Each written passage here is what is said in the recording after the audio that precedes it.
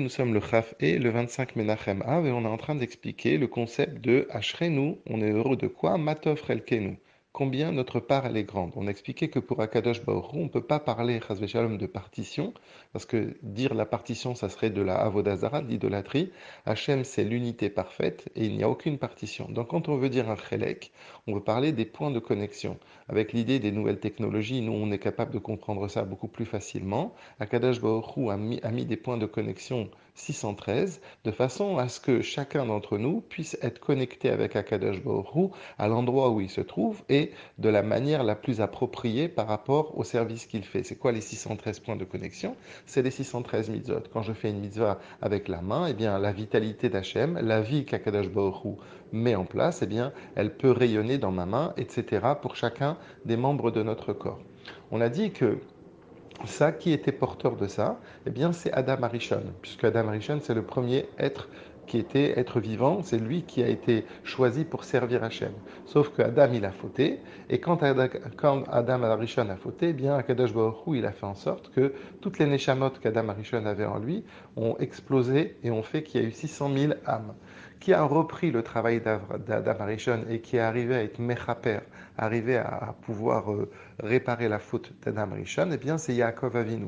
Puisque Yaakov Avinu, lui, il a fait le travail en sens inverse, puisqu'il a repris le travail de Esav, et donc il a fait la jonction entre le travail d'étudier la Torah et le travail de faire des mitzvot, qui était le travail qui était normalement donné à Esav.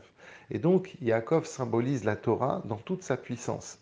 C'est pour ça que Yaakov Avinu, quand il dit Vaikra lo kel Eloke Israël, quand il a fait le korban et il a dit qu'il a appelé Akadosh Baruch Hu Milachon kel Aleph Lamed, eh bien cette façon de définir Hachem, ça montre sur le fait que il y a Akadosh Baruch Hu se répand et que Akadosh Baruch Hu va vers l'autre. C'est le chesed. C'est le chesed du nom de Elohim, c'est-à-dire Elohim, c'est la contraction d'Hachem, et le contraire, quel, c'est le fait qu'Akadosh Baruch Hu, il arrive justement à faire ses points de connexion.